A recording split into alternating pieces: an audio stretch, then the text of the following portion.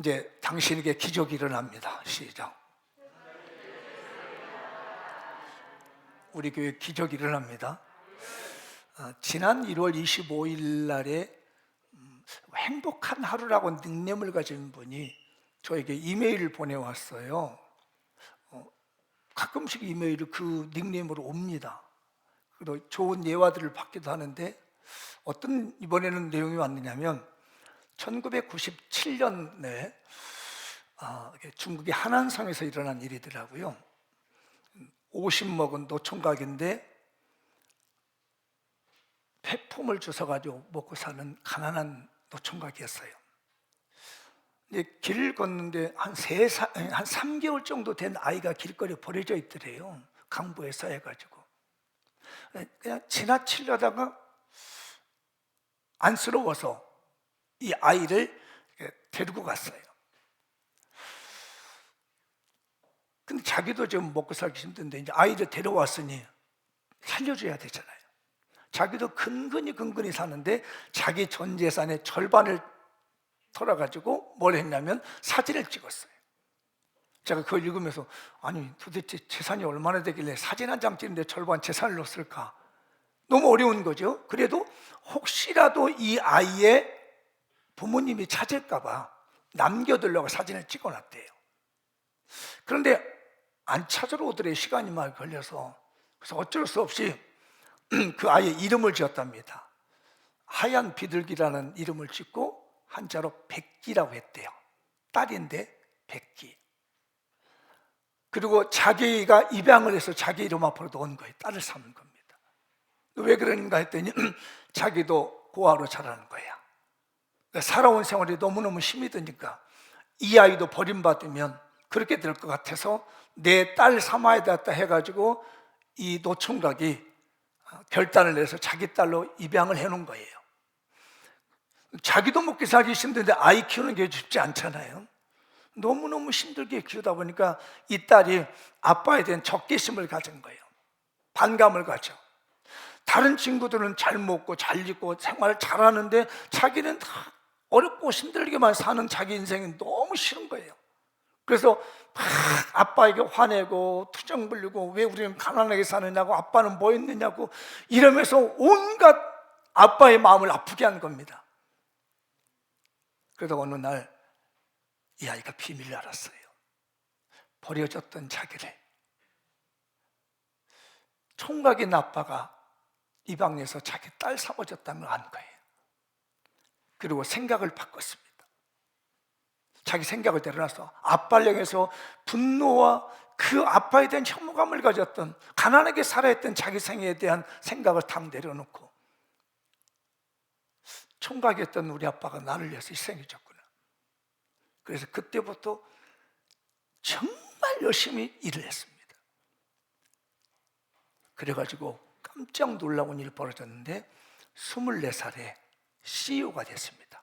최고 경영자가 됐는데 연 매출 100억이 넘는 매출을 내는 CEO가 됐대요. 그래서 요즘은 74세 된 아버지를 데리고 세계 여행을 다니고 자기를 데려다가 키워준 아빠에 대한 사랑을 갚고 있다라고 하는 그 글을 저에게 누군지는 모릅니다. 보내왔었습니다. 자기 생각을 내려놓고 아빠를 바라봤더니 아빠를 너무나 사랑스러웠고 자기 생각을 내려놓고 가난했던 자기 생활을 내려놨더니 100억대가 넘는 재산가로 변화되는 기적이 있습니다. 혹시 여러분들도 검색해보면, 제가 그래서 검색해봤습니다. 그랬더니 어디 대전 어디 그 신문도 그걸 인용해서 올려놓기도 하고 몇 군데 이 예화를 신문사에서 게재도 해놓긴 했더라고요. 시간 나면 한번 검색을 해보십시오. 자기 생각을 내려놓을 때 기적이 일어납니다. 내 생각을 극복하게 되면 하나님의 기적이 일어납니다. 오늘 본문이 역시 욥기라고 하는 이 말씀이 자기의 생각을 극복하고 자기의 편견을 극복했을 때 나타난 기적의 말씀이 오늘 욥기 전체가 가지고 있는 말씀입니다. 이 말씀 들으면서 내가 지금까지 살아왔던 모든 삶의 생각을 극복하고 기적의 주인공이 되시기 바랍니다. 한번 읽어볼까요? 시작. 옛사람의 과거를 십자가 앞에 내려놓읍시다.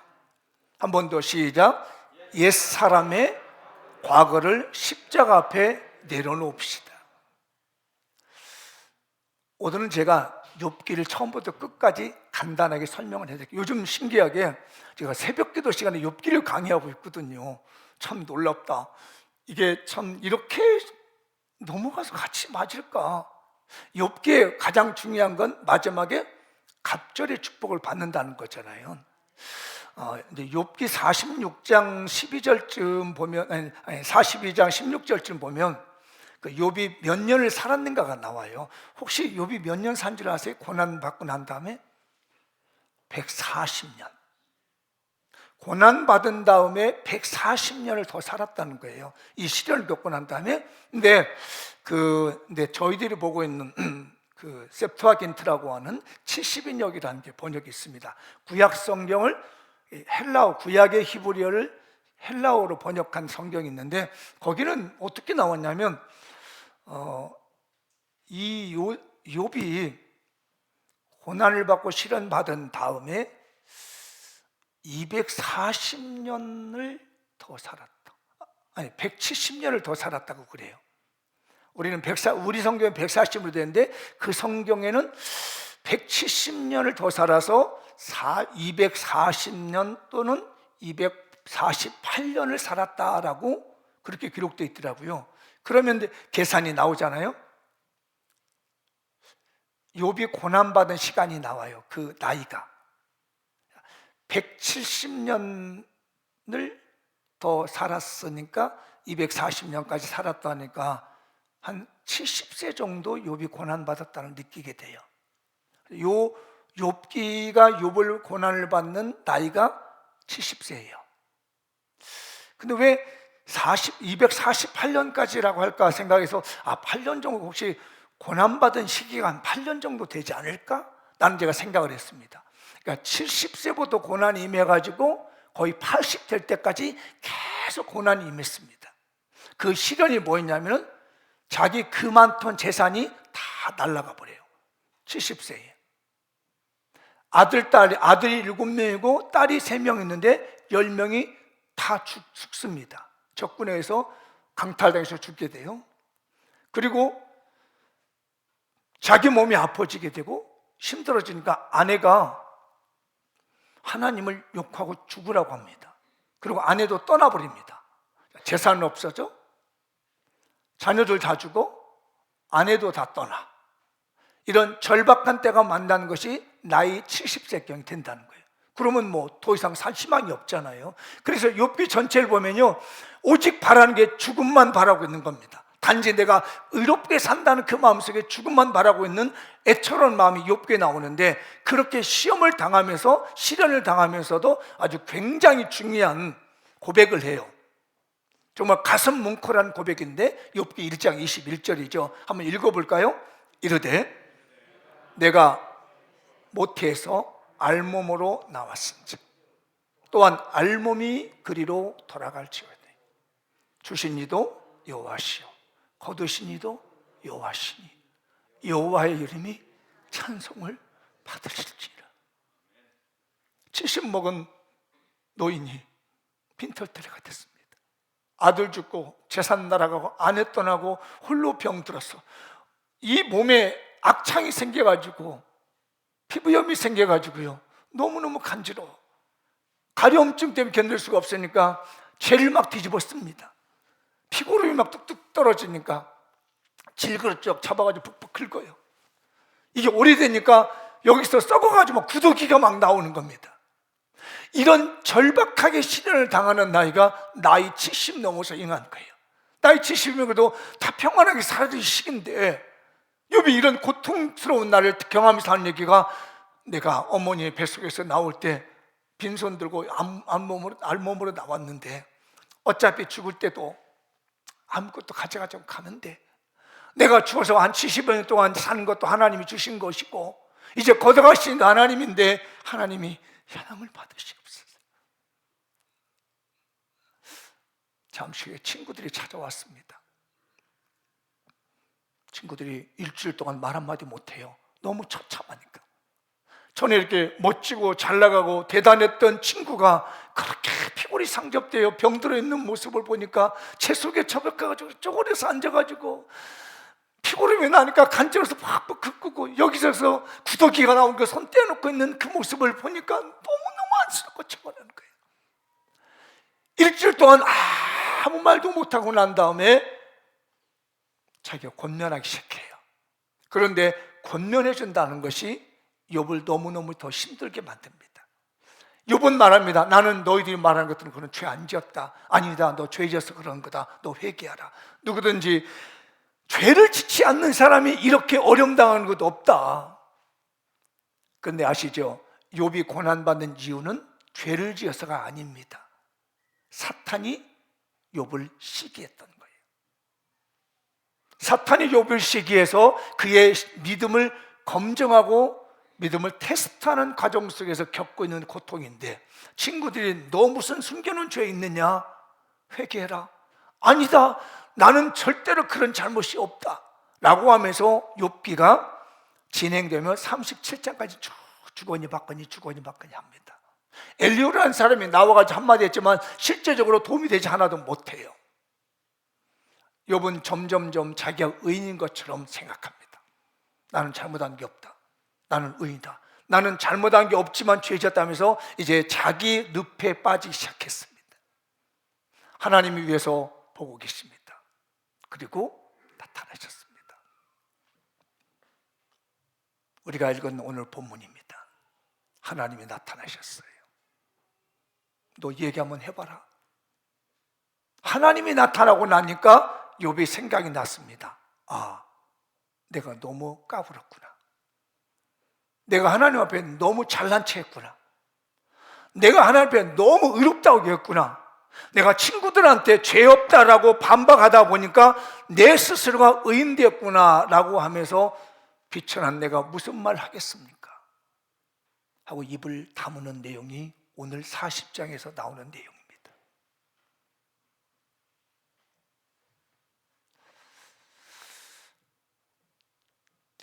그래서 거기서 자기를 깨닫습니다. 아, 내가 잘못했구나. 나는 의인인 줄 알았는데, 내가 대단히 신앙생활 잘하는 줄 알았는데 하나님 앞에 서니 내가 너무 형편없는 죄인이었구나 라고 과거에 잘난 체하던 자기 모습을, 과거에 자기의 그랬던 생각을 내려놓고 티끌과 죄를 뒤집어 쓰면서 잘못했습니다. 하나님. 그래서 오늘 6절이 나온 내용입니다. 읽어볼까요? 그러므로 내가 스스로 고드리고 티끌과 죄 가운데서 회개하나이다. 내가 지금까지 말한 말 하나님 다 잘못했습니다. 내가 의인인 줄 알았는데 보니 나 같은 죄인이 없군요 라고 하면서 과거에 자기의 잘난 체 했던 거, 잘 살았던 거, 대단했던 건 모든 것을 다 내려놓고 회개했더니 하나님이 그에게 갑절의 축복을 주시더라는 겁니다. 2022년까지 살아오신 여러분들, 연세가 어찌됐든 간에 살아온 나라에 어느든 간에 2023년 하나님이 우리에게 기적을 주시려고 준비하고 있습니다. 그것도 2배나 많은 기적을 주시려고 합니다. 오늘 이 시간 우리의 과거의 모든 삶을 잘했던 못했던 간에 주님의 십자가 아래 내려놓고 가십시다. 십자가 앞에 내려놓으면 이제 주님이 기적의 역사를 시작하는데 갑절의 역사를 주신다. 2배 역사를 허락하신다는 겁니다. 분량으로 2배라는 의미도 있겠지만 이전보다도 풍성한 하나님의 기적의 역사를 준비하고 계신다는 걸 믿으시고 우리 내려놓으십시다. 내 옛날의 과거의 업적들 내려놓으십시다. 옛날에 내 부정적인 생각을 내려놓으십시다. 내 마음을 내려놓으면, 내 생각을 버리면, 내 생각을 뒷전으로 놓으면 하나님의 손길이 나타나서 갑절의 기적의 역사가 일어나는 그 놀라운 일이 지금 우리 교회에 밀려오고 있는 줄 믿습니다.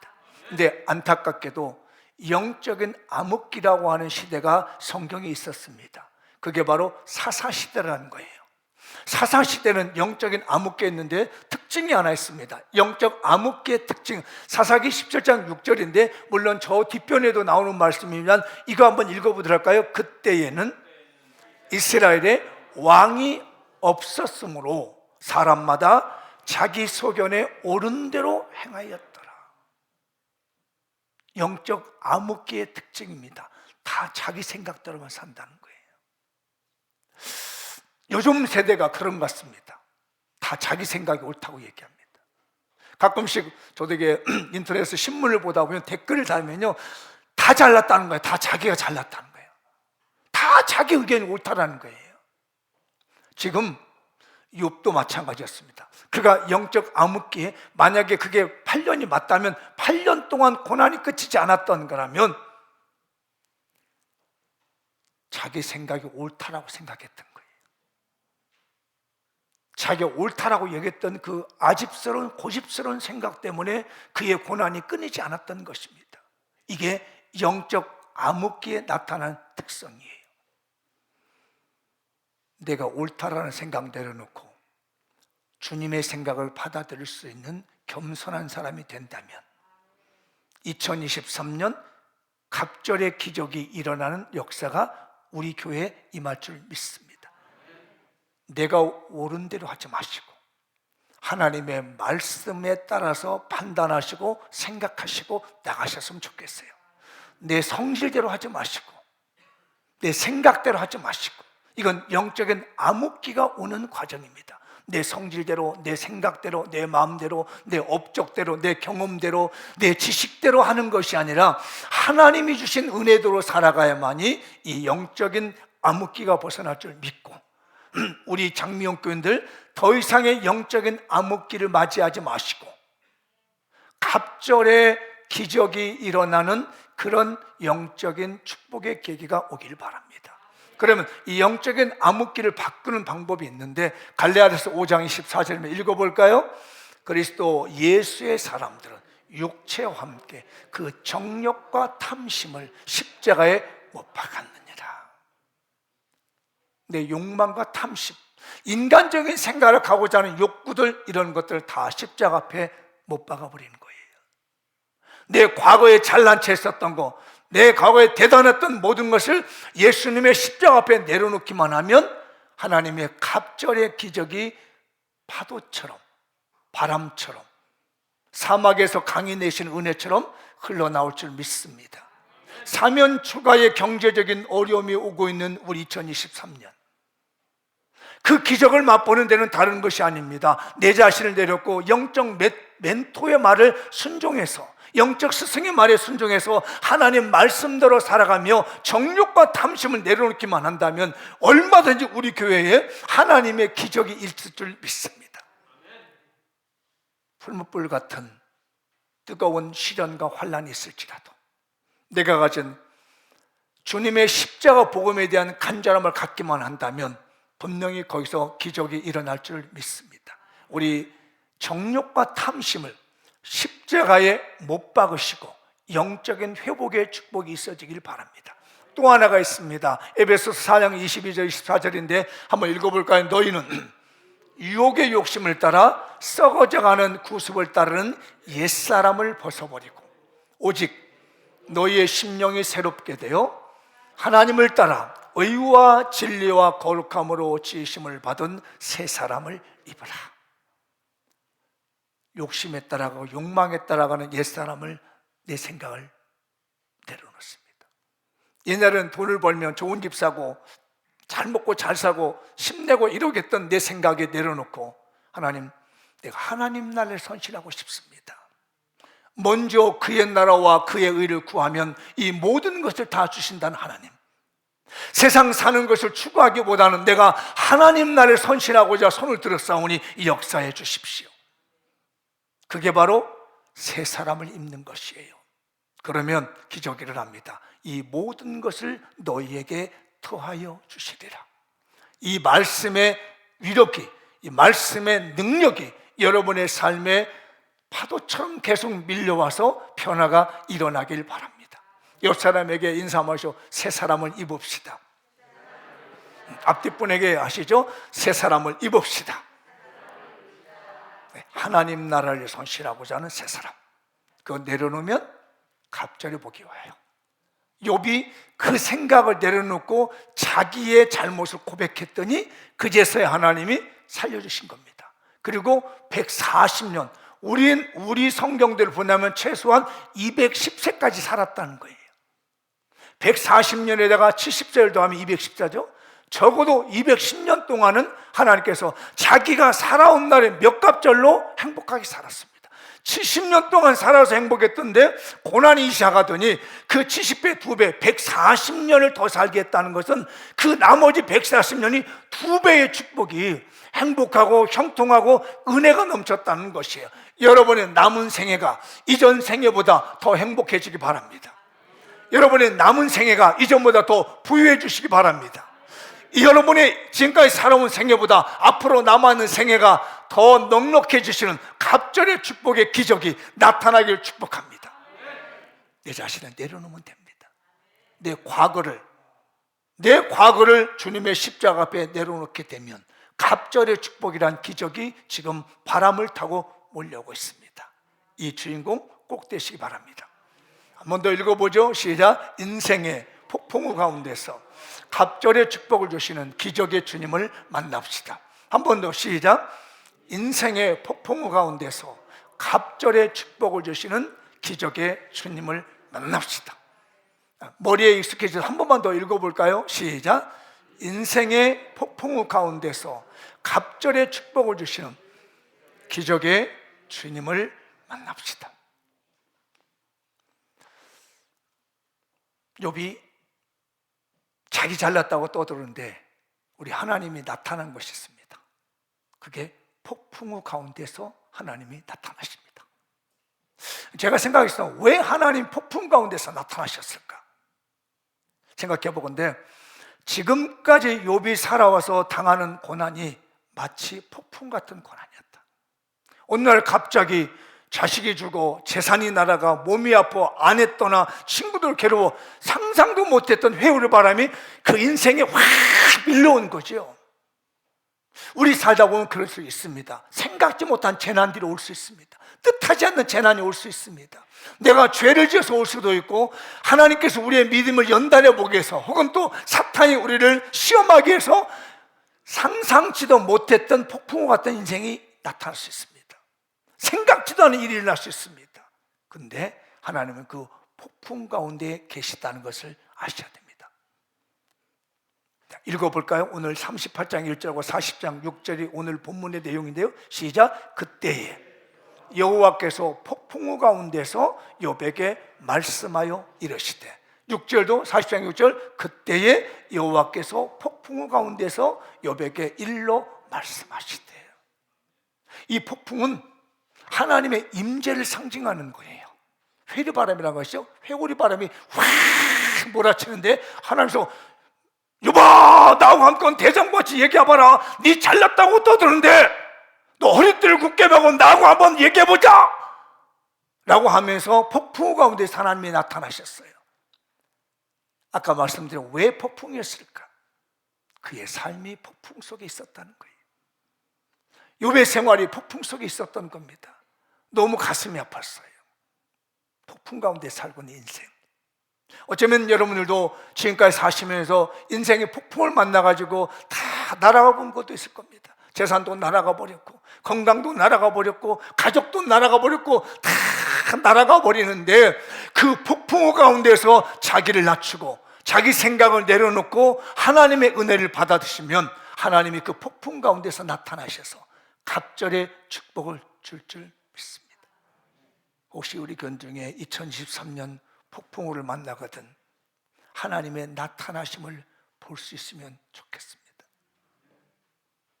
그런데 하나님이 나타나는 것도 중요한데 거기서 태도가 아주 중요합니다.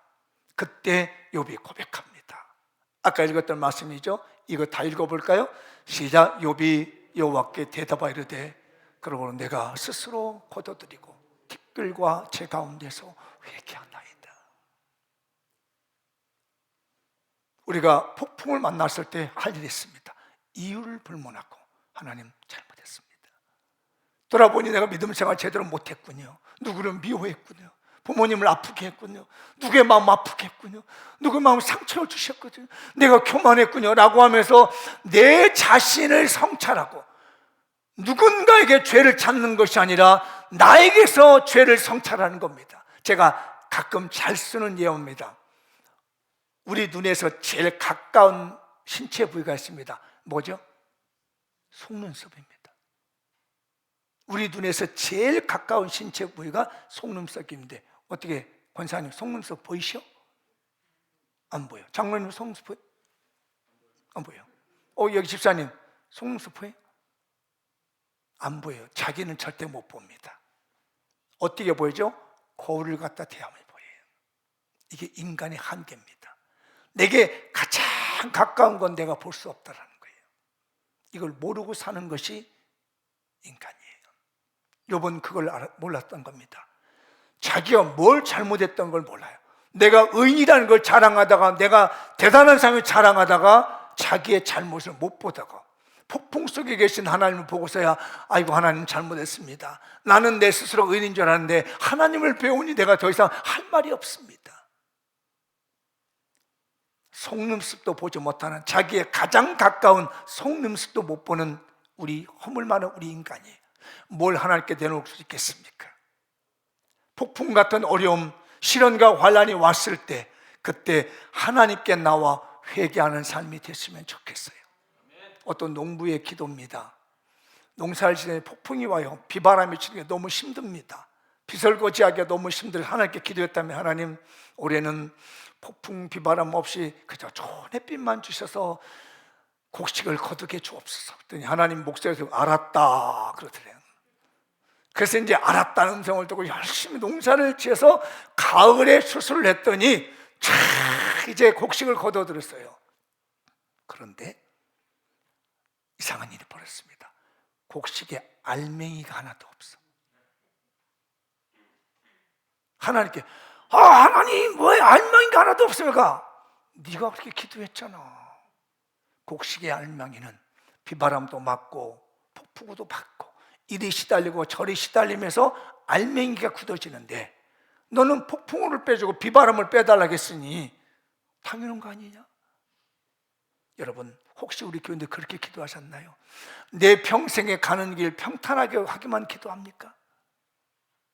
내 자녀들의 앞날이 그냥 잘 되기만 바랍니까? 빈 껍데기 됩니다.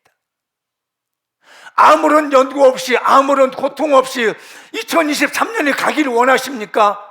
절대로 그 집안은 빈 껍데기밖에 남지 않을 겁니다. 적당한 폭풍우가 빌어주고 적당한 회오리 바람이 불어줘야 결실을 맺을 줄 믿습니다.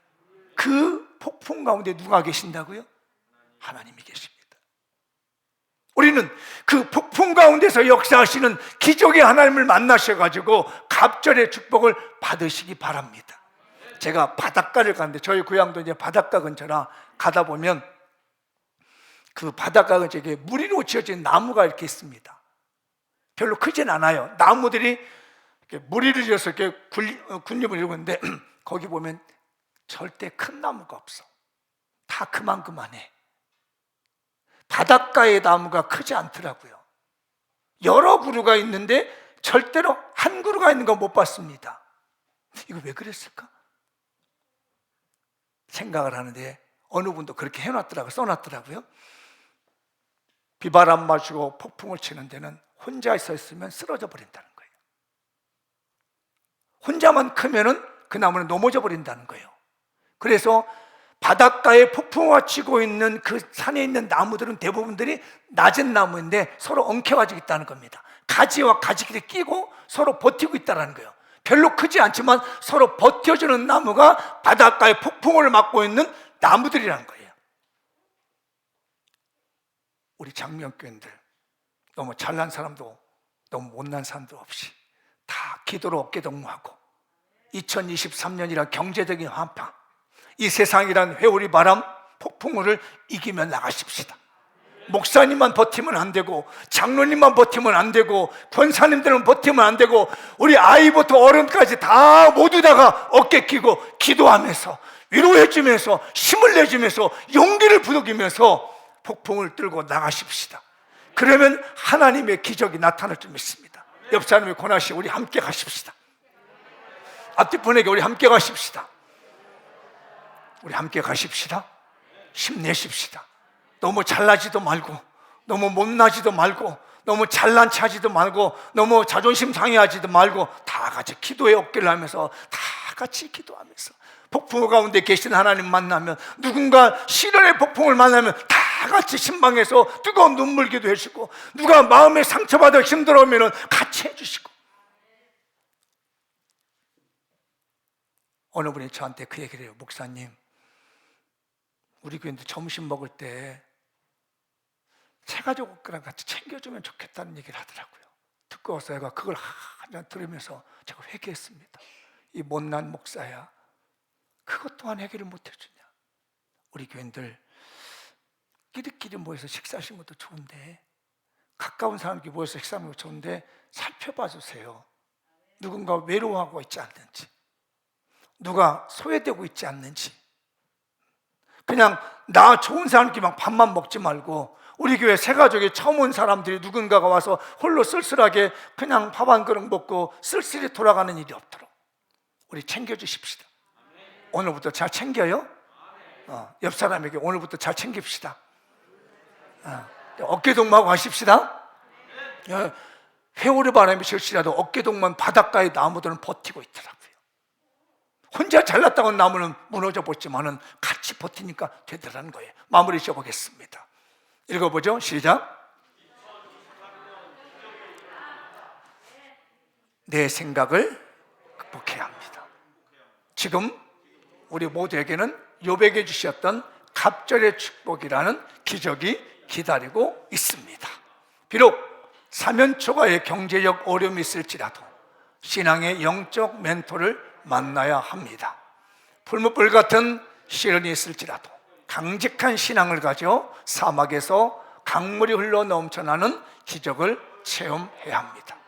모두가 기도의 힘을 합하여 폭풍과 같은 시련이 닥쳐도 갑절의 축복을 받는 기적이 주인공이 되어야 합니다.